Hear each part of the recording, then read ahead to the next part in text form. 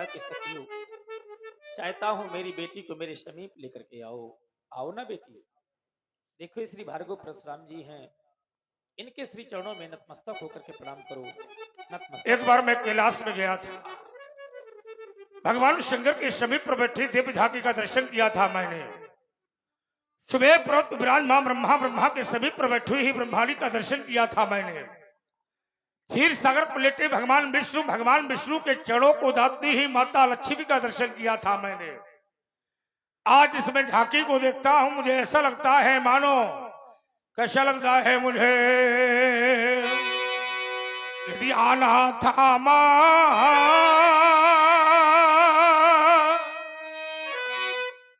यदि आना था, बताना था मुझे मात, ये श्रृंगार करी हाँ तुम्हें मिथिला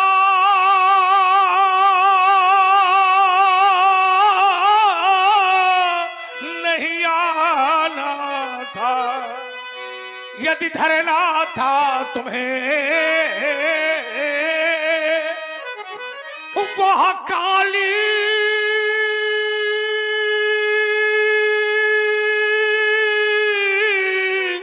का रूप तो हाथ में शंख चक्र गदा पद्मो लैयाना था, यदि आना था तुम्हें वह बैकुंठेश्वर तो साथ में अपने पति रमापति साथ लाना था। आप आई मिथिला में, आपका पदार्पण हो गया, पर एक बार भी आपने संकेत नहीं किया राम, मिथिला में मेरा पदार्पण होगा, मैं आपको दर्शन दूंगी, एक बार भी आपने संकेत नहीं किया। यदि एक बार मिथिला में आना था, धरती फाड़ करके तुम्हें पैदा होना था, तो एक बार इस राम से बताया होता। ये मेरी दृष्टि आपके मस्तक की ओर गई और मेरे नेत्रों ने देखा, और मस्तक पर मेरी दृष्टि गई, मैंने देखा तो मैंने पाया, क्या पाया मैंने, किसने इसके भाल बिंदु पर वह क्रांति सूत्र का भाष लिखा, किसने इसके भगठ पंख पर वो लंकापति का नाश लिखा, तेरे तेरे इष्टे ये सल जीवनी सी, यह अनुसुईया सी कौन, हे जनक यह सुता बतलावो, ये सुंदर कन्या सी कौन है, बालिका का परिचय करवाओ, ये कन्या तुम्हें कहां से मिली है, किन प्रश्नों में प्राप्त हुई है यह बालिका। यह बालिका हमारी आत्मजा नहीं, अपितु धरात्मजा है। इसकी प्राप्ति के विषय में कुछ ऐसा है कि भूमि गर्भ से प्रकट हुई, मुनिराज सुनो ये सुकुमारी, भूमि जा कहूं या जनक लली, ये है मम प्राणों से प्यारी। आज इसकी प्राप्ति के विषय में आप जानना चाहते हैं, कैसे बतलाऊं, श्रवण करें देवता, श्रवण करें कि कही भांति कहूं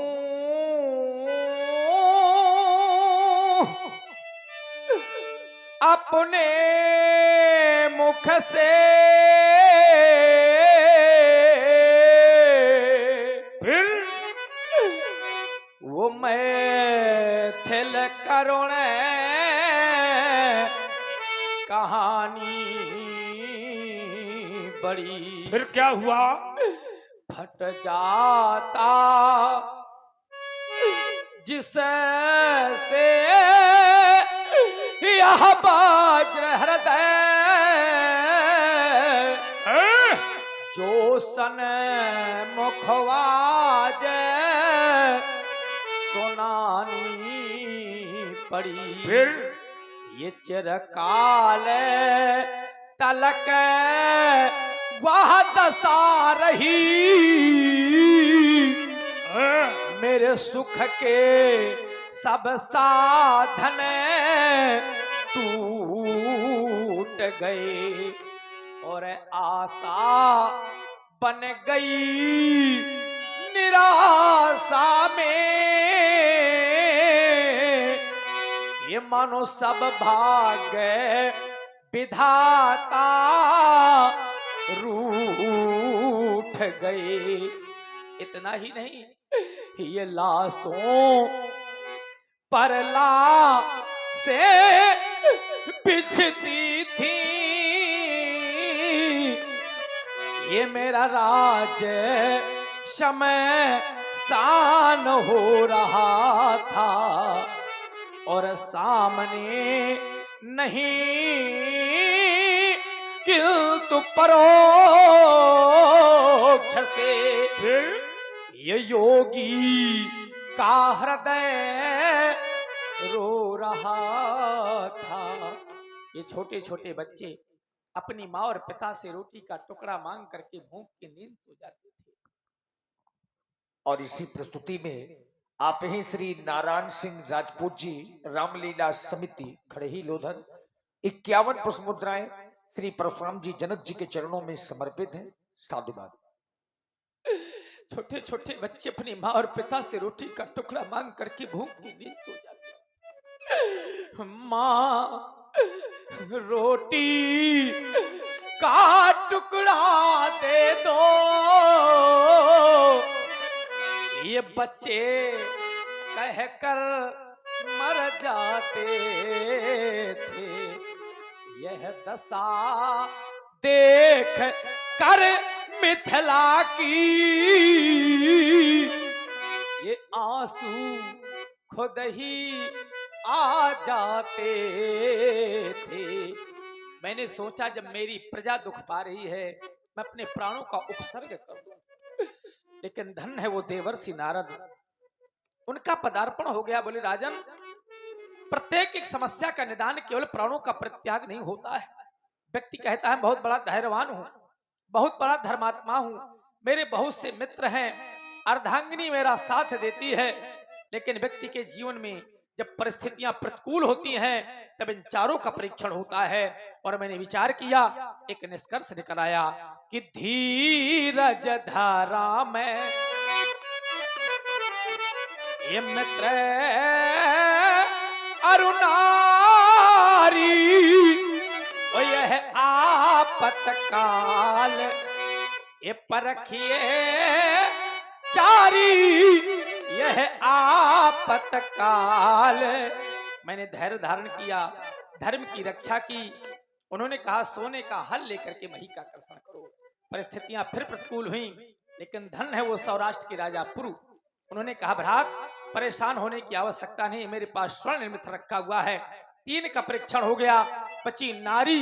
उन्होंने कहा सपत्नी मही का कर्षण करो। तब क्या हुआ, मैंने सुनैना से सम्मत ली और सुनैना सहर्ष तैयार हो गई। तब क्या हुआ कि मैं हल ले कर चल पड़ा, यह प्रजा मेरी सब सोती थी। मैं आगे था वो पीछे थी, मैं जोत रहा वो बोती थी। तो कुंजर समान प्रसभ वैसी, वो मतवाली राहें चलते थे और घंटियां बजे रुन झुल रुन झुल। और जंगे जोशीले बजते थे। जिस समय मैंने हल की दिशा परिवर्तित किया तो दक्षिण दिशा चलते चलते वह हल रुक गया एक घट में। तब यह रत्न जटित सिंहासन निकला, मानो देवी श्रृंगार किए। तो यह वही कन्या का है ऋषिवर, जो सन मुख शोभा पाती है। और चाहता हूं कि 2 आशीर बाद इसको भगवान ये चरणों में शीश झुकाती है। यह वही कन्या है, वही बालिका है। बहुत सुंदर। ये वही कन्या है जो तुम्हें धरती से मिली है। रावण ने ऋषियों का रक्त भर करके तुम्हारे राज्य के क्षेत्र माने पुंडरीक क्षेत्र में गड़वा दिया, और जिस समय गाड़ा गया तो योग और वह तप का रक्त इतना प्रभावशाली हो गया कि तुम्हारे यहां सुकाल पड़ गया। सुकाल करने लगा। मेरा विचार यह कहता है कि जिस समय देवर्षि नारद का आगमन हुआ, देवर्षि नारद ने तुमसे कहा जनक तुम सोने का हल चलाओ, सोने का, और वो भी अपनी पत्नी रानी सुरैना के साथ में मिलकर के तुम्हें हल कर्षण करना है। देवर्षि नारद के कहने पर तुमने रानी सुरैना से परामर्श लिया। परामर्श करने के पश्चात रानी सुरैना तुम्हारे साथ में हल कर्षण के लिए तैयार हो गई, और तुमने रानी सुरैना को वृषभ बनाया, तुम कृषक बने, और रानी सुरैना को लेकर के तुमने हल कर्षण किया। और तुम्हारी प्रजा सो रही थी और तुम जग रहे थे। विचार करिए, सारी प्रजा सो रही थी और ये जग रहे थे, अर्थात रानी सुरैना के साथ में ये हलकर्षण रात्रि काल में कर रहे होंगे। क्यों व्यासी, क्यों रात में हलकर्षण किया होगा इन्होंने? क्यों भाई? हल चलाया जाता है दिन में कि रात में? और जनक से पूछो तो ये बताएंगे रात में, क्योंकि हलकर्षण किया गया है दिन में। कन्या का नक्षत्र जो जीवन है वो है पुख नक्षत्र का, और पुख नक्षत्र में प्राप्त हुई है कन्या, क्योंकि ब्रह्म मुहूर्त के बाद प्रज्ञा वर्ष में पुख नक्षत्र लगता है व्यासी। और राजा जनक ने हमें बताया कि हमारे यहाँ रोटी के टुकड़ों के लिए जो है बच्चे तरस रहे थे, तो तुम जिंदा कैसे रहे? तुम्हें तो पहले मर जाना चाहिए। तो भाई, जिसके घर का मुखिया सामर्थ्यवान होने पर भी उसके राज्य में प्रजा भूखों मर रही हो, ऐसे राजा को कहीं न कहीं से व्यवस्था करनी चाहिए। तुमने राजापुर से सोने का हल मांगा था, तो जैसे तुमने सोने का हल मांगा था ऐसे तुम अन्न भी मांग लेते हैं। अन्य देशों से तुम्हें अन्न मांगना चाहिए और प्रजा को भरण पोषण करना चाहिए और प्रजा की रक्षा करना चाहिए। ये लाशों के जो ढेर लगे थे, ये ढेर की व्यवस्था बंद हो जाती, क्योंकि जासु राज प्रिय प्रजा दुखारी, सो नृप अवश्य नरक अधिकारी। जिस राज्य की प्रजा दुखी होती है वहां के राजा को स्वर्ग नहीं मिलता, नरक मिलता है, नरक। और तुमको तो नरक में जाना चाहिए था। अगर प्रजा दुखी थी तो तुमको नरक जाना चाहिए। और फिर देवर्षि नारद के कहने पर तुमने सोने का हल चला दिया, तो तुम्हें यह कन्या मिल गई। और तुम्हें कन्या मिली तो प्रजा को क्या हित हुआ इसमें? तुम्हें कुछ हित हुआ? आप बताओ, कोई हित हुआ हो? अभी तक तो नहीं हुआ। अभी तक नहीं हुआ। तो जब अभी तक नहीं हुआ तो ये रो क्यों रही है?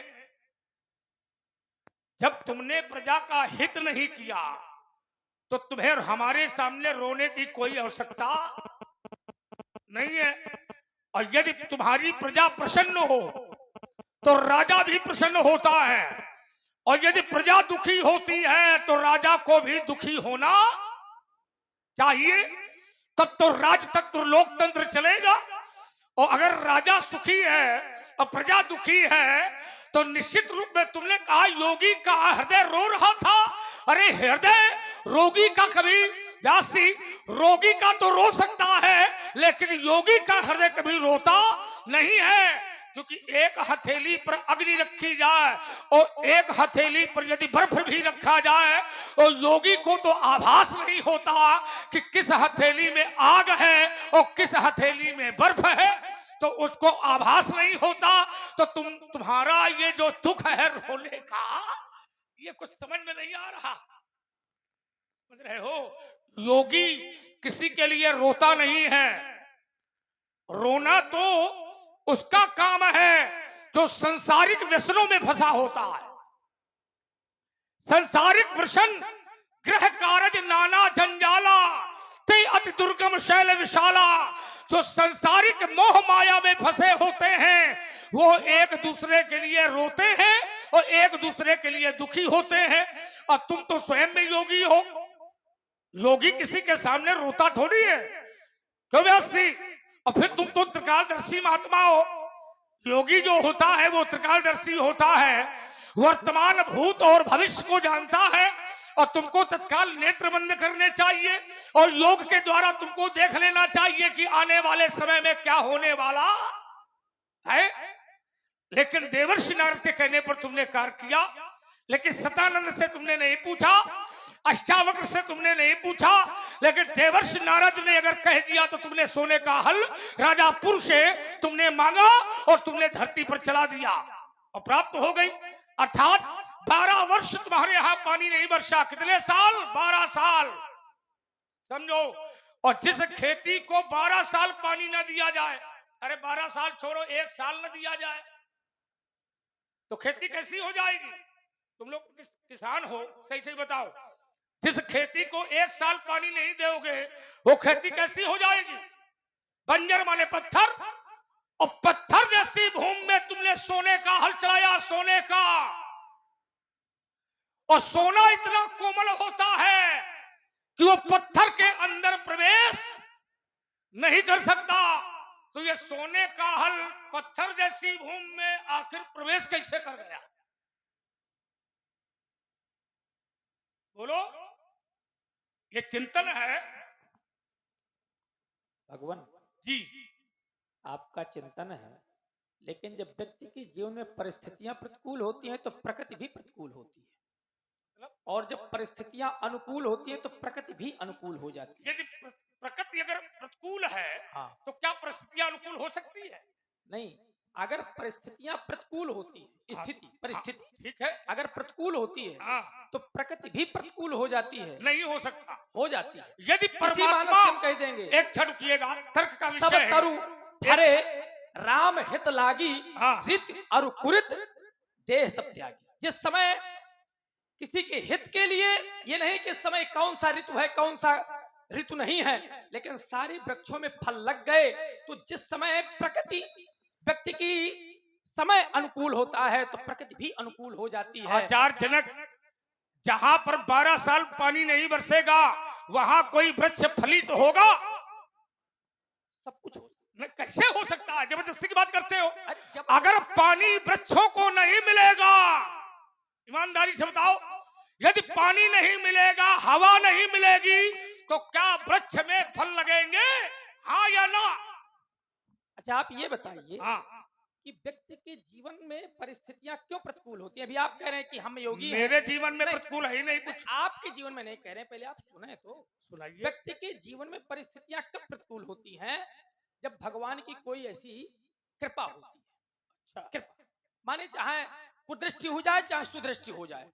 अब जब भगवान की कृपा होती है अच्छी, तो परिस्थितियां भी उसके अनुकूल हो जाती है।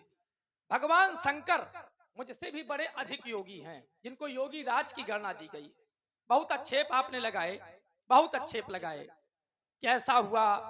कन्या रात्रि में मिली, रात्रि में नहीं मिला, आप मुझसे पूछते तो बताता। बैसाख शुक्ल नवमी बुध अभिजित मुहूर्त में। और अभिजित मुहूर्त कब आता है? दोपहर में, ठीक दोपहर में, जब समय 12 बजे का समय होता है। अगर एक कील गाड़ दी जाए तो कील की परछाई इधर उधर नहीं होगी, वो सीध होगी, उसी को अभिजित मुहूर्त कहते हैं। तो आप कह रहे हैं कि कैसा ऐसे होता है, तो विचार करें। वही शंकर भगवान भाभी मेट सकई त्रिपुरारी, भगवान शंकर भाभी मेट सकते हैं, लेकिन वही भगवान शंकर कह रहे हैं कि हुई है सोई जो राम ये सब रच राखा। ये सब बातें से कुछ नहीं मिलता है। मैं पूछ कुछ रहा हूं, तुम उत्तर कुछ दे रहे हो। उत्तर कुछ नहीं कर रहे। मैं पूछ ये रहा हूं, मैंने ये कहा था कि तुम्हारी प्रजा सो रही थी, तुमने कहा कि नहीं कहा? हमने कहा। सुनो तो, तुम्हारी प्रजा सो रही थी तो तुम्हारे यहाँ पर पुर नर नार सुभग सुसंता धर्मशील ज्ञानी गुणवंता। तो जब ये धर्मशील है, ज्ञानी है, गुणवान है, संत है, महात्मा है, तो ये सोते कब हैं? ये कब सोते हैं? मैंने ये पूछा। अगर तुम्हारे यहाँ की प्रजा सो रही थी और तुम जग रहे थे और तुमने कहा मैं हलकर्षण कर रहा था रानी सुनैना के साथ में, तो प्रजा सो रही थी तो रात्रि थी कि दिन था? आप उत्तर लें, आप उत्तर लें। सोना दो प्रकार से होता है। एक योग साधना का भी सोना होता है, जो व्यक्ति समाधि में लग जाता है। देखो नहीं, घुमाने का विषय नहीं है, ये समाधि में सोना नहीं। अब जब आप कह रहे हैं तो मैं कौन हूं?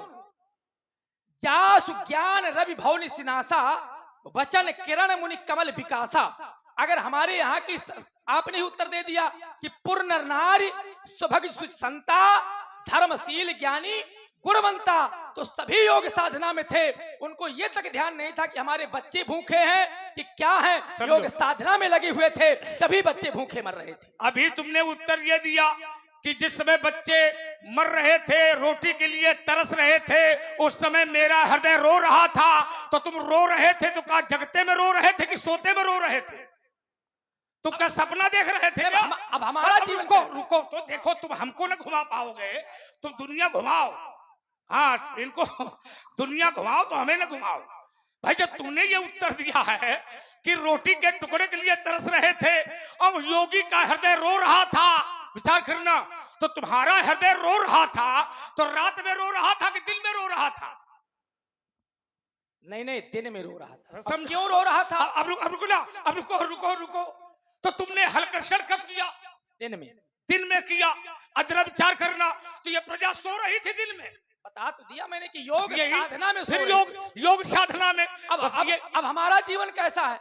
योग भोग महाराख्यों गोई। मेरा जीवन योग में भी है और भोग में भी है। तो मैं प्रजा को योग से हटा करके भोग में लाना चाहता था कि सांसारिक कार्य भी किए जाएं, केवल योग ही न किया जाए। राजा प्रजा का हितैषी होता है, राजा प्रजा का भोग सकता है, लेकिन योगी भोगी नहीं हो सकता।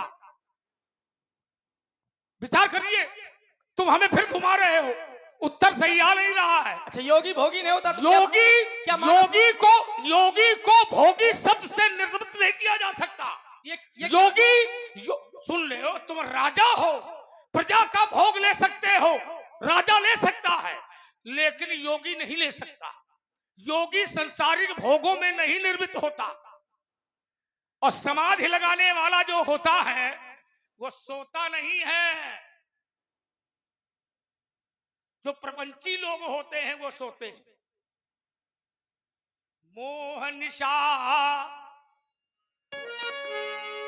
मोहनिशा सब सोहनी हारा। मोह की रात्रि में जो सोते हैं वो कौन होते हैं? योगी। वो योगी नहीं होते। और देखई स्वप्न अनेक प्रकार। मोह रूपी रात्रि में ये सारे संसार के लोग सोते हैं और रात्रिकालीन में नाना प्रकार के स्वप्न देखते हैं। हाँ, लेटे हैं लेकिन स्वप्न देख रहे हैं कि मैं राजा बन गया, लेकिन सुबह जब हुआ, आंख खुली तो जहां पड़े थे वहीं पड़े थे। तो देखई स्वप्न अनेक प्रकार। तो मोह रूपी रात्रि में योगी नहीं सोता। इसलिए मैंने कहा था, जागई जोगी और परमार्थी प्रपंच वियोगी। विचार करना, पत्थर में सोने का हल प्रवेश करना ये तुम्हारे बस का नहीं था।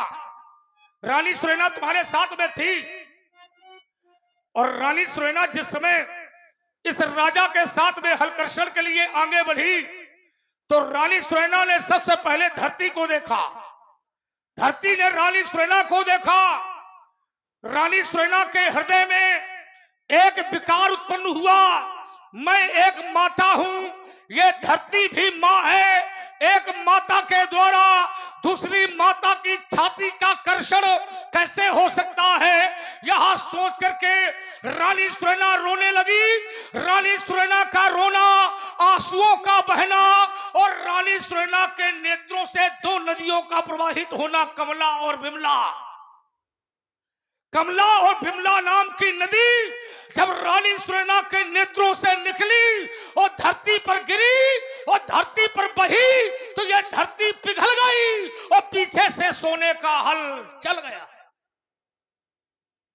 अब जहां पर नदी बहती है वहां की धरती कैसी होती है, कठोर की मुलायम।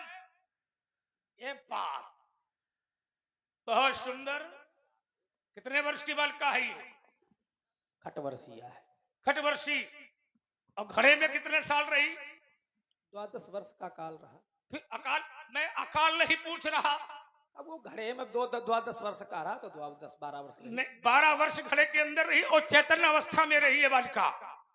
ऐसा आचार्य वाल्मीकि कहते हैं कि सीता की आयु 18 वर्ष है। 6 वर्ष राजा जनक ने इसे पाला, 12 साल ये घड़े के अंदर चैतन्य अवस्था में रही तो 12 6 हो गए 18।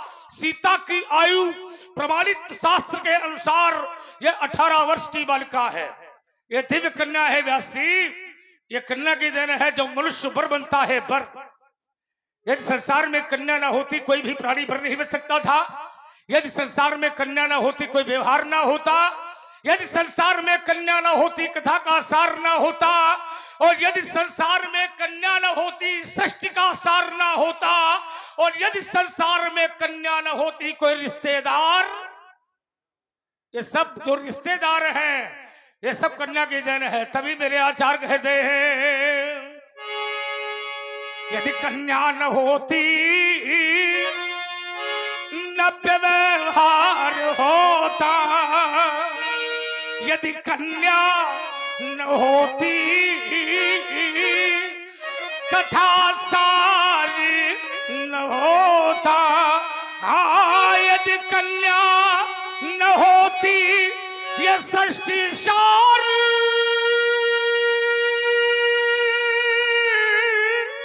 न होता। न कुछ सार होता, नए संसार होता। मैंने देखा है अधूरे ही रहते ये जगत के ये नाते, यद निराकार ब्रह्म न साकार होता। बेटी हो तो सीता जैसी होनी चाहिए। बिटिया हो पिता की बेटी हो और बिटिया हो तो सीता जैसी होनी चाहिए। बेटी का पहनावा हो सीता जैसा होना चाहिए। नारी का पहनावा हो सीता जैसा होना चाहिए। समय परिवर्तनशील है। पश्चिम देश की भाषा, विदेशी भाषा, विदेशी पहनावा मेरे भारत में इतनी तेजी से लागू है जो भारतीय सभ्यता और भारतीय संस्कृति का सर्वनाश कर रही है। बेटी जब पश्चिम देश के पहनावे को पहनकर निकलती है तो दरवाजे में बैठा हुआ पिता भी शर्म से सिर को झुका लेता है। तभी मेरे आचार्य कहते हैं व्यासी ये नारी ही ऐसी होती है, यह नारी ही ऐसी होती है जो घर घर में पूजी जाती है। यह नारी ही ऐसी होती है जो घर का नाश कराती है। नारी का जीवन सुख में भी होता है और नारी का जीवन सुख में भी होता है और नारी का जीवन दुख में भी होता है। नारी चाहे पति को देवता बना दे, नारी चाहे घर को मंदिर बना दे, नारी चाहे तो पूरे परिवार का सर्वनाश कर सकती है। नारी तो लक्ष्मी का रूप होती है, नारी तो माता का रूप होती है, नारी तो दुर्गा का भी रूप होती है, नारी तो श्रद्धा का रूप होती है, नारी तो क्षमा का रूप होती है। या देवी सर्वभूतेषु लक्ष्मी रूपेण, या देवी सर्वभूतेषु मातृरूपेण, या देवी सर्वभूतेषु श्रद्धा रूपेण। अरे नारी का जीवन कितना सुखमय होता है। मेरे देश का व्यक्ति जब विदेश में जाता, वहां का व्यक्ति पूछता तू कहां से आता। मेरे देश का व्यक्ति जब विदेश में जाता, वो विदेशी पूछता तू कहां से आता। मेरा भारत का व्यक्ति कहता मैं वहां से आया हूं जिस देश में गंगा बहती है। उसने कहा मेरे विदेश में तेरे भारत में क्या अंतर है। उसने कहा मेरा भारत वो देश है जहां की मिट्टी को भी माता कहते हैं। मेरा भारत वो देश है जहां पशुओं को भी माता कहते हैं। मेरा भारत वो देश है जहां पुराणों को भी माता कहते हैं। मेरा भारत वो देश है जहां वृक्षों को भी माता कहते हैं। मेरा भारत वो देश है जहां बहते हुए जल को भी माता कहते हैं। अरे मिट्टी में धरती माता, पशुओं में गाय माता, वृक्षों में तुलसी माता, पुराणों में देवी माता, अरे बहते हुए जल में गंगा यमुना त्रिवेणी माता। अरे मेरा भारत वो देश है जहां राजा की पत्नी भी माता होती है। ये वो भारत है जहां गुरु की पत्नी भी माता होती है। ये वो भारत है जहां बड़े भाई की पत्नी भी माता होती है। ये वो भारत है जहां मित्र की पत्नी भी माता होती है। अरे ये वो भारत है जहां अपनी माता तो माता होती है, पर अपनी पत्नी की माता भी अपनी माता होती है। तभी मेरे आचार्य भी कहते हैं व्यासी, क्या बड़ी हाथ तुलसी लिखते हैं, शंभु प्रसाद सुमत ही हुलसी, हुलसी हुलसी का बेटा तुलसी। शंभु प्रसाद सुमत ही हुलसी। पप्पू रामचरित मानस कवि तुलसी, ये बताना पड़ता है। रामचरित मानस कवि तुलसी। मेरे तुलसी कहते हैं मेरा देश धन्य देश जहां बहा सुरसरी, सुरसर माने गंगा। धन्य देश जहां बहा सुरसरी, और धन्य नारी पतिव्रत अनुसरी, धन्य नारी पतिव्रत अनुसरी। देश तो बहुत है, विश्व में देश बहुत है, पर कोई ऐसा देश नहीं है जहां पर पतिव्रता नारी पाई जाती हो। पर मेरा भारत एक ऐसा देश है जहां पतिव्रता नारी पाई जाती है। ये भारत वो देश है जहां पर पत्नी एक की होती है, माता अनेक की होती है। पर विदेशों में ऐसी परंपरा नहीं है, वहां तो माता एक की होती है पर पत्नी एक की होती नहीं, अनेक की होती है। क्यों वैसी सही है कि नहीं है। और इसलिए आचार्य कहते हैं बिले एक ही धर्म, ये विकास ने तैयारी कर ली। एक ही धर्म एक व्रत ने मह, काय बचन मने पति पद प्रेमा।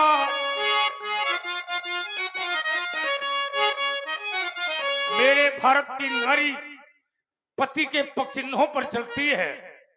सास ससुर गुरु सेवा करे हूँ। मेरे यहाँ की बहू जो होती है वो सास ससुर की सेवा करती है, गुरुजनों की सेवा करती है। ये मेरे भारत की सभ्यता पूर्ण नारी है, इसलिए नारी सीता जैसी होनी चाहिए। तभी मेरे भारत का नियम है, एक वर्ष में 2 बार और 6 महीना में 1 बार नवरात्र आता है, देवी जागरण मनाया जाता है। लेकिन देवताओं को नहीं मनाया जाता। 18 पुराण 6 शास्त्र बनाए गए, लेकिन किसी पुराण में, किसी वेद में देवताओं का जागरण नहीं लिखा गया। जहां लिखा गया वहां देवी जागरण, देवी जागरण, लेकिन देवताओं का नहीं होता है। तभी मेरे आचार्य कहते हैं देवियां देश की,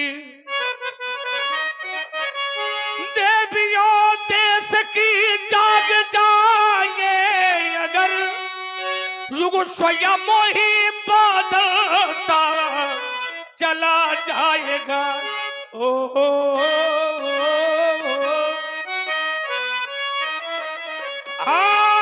पत्नियां सादगी साध पाएंगे अगर, पत्नियां सादगी साध पाएंगे अगर, पति स्वयं देव बनता चला जाएगा। छोड़ दे नारिया गलत रूढ़िया, छोड़ दे नारिया अब गलत रूढ़िया, तोड़ दे अंधे विश्वास की भेड़िया। छोड़ दे नारिया अब गलत रूढ़िया, तोड़ दे अंधे विश्वास की भेड़िया। ये धरा स्वर्ग बनता चला जाएगा, ये धरा स्वर्ग बनता चला जाएगा। ओ जनक की लली तू गगन से चली, पर धरा से मिली हा सुयस से पली। ये साधना की ये मूरत, खसीमाल मूरत, साधना की ये मूरत, ये मूरत मूरत मधुर मनोहर, साधना की ये मूरत अब कहानी बनी। ये तो राज रानी बनी, महारानी बनी। ओ जनक की लली तुमने अपनी बालिका से प्राण करवाया है शिरध्वज, तुम्हारी बालिका के प्रति मेरी ओर से आशीर्वाद। जनक तुम्हारी बालिका के प्रति आशीर्वाद है। यह बनो जनक का गौरव सीता, यह बनो जनक का गौरव सीता, पर तू वसुधा का सम्मान बन गई। ये गगन छोड़ धरती पर आई, तू जल जल की जान बन गई। ये सदापति की सेवा करना,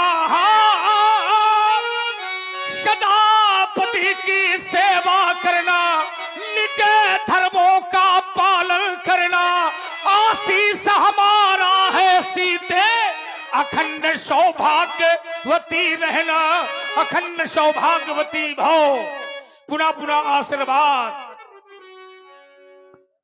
ऐसा कुछ कर दीजिए कि सखियां प्रसन्न हो जाए महाराज। अच्छा अच्छा अच्छा, कहाँ ले जा रहे हो? इधर आओ, इधर आओ।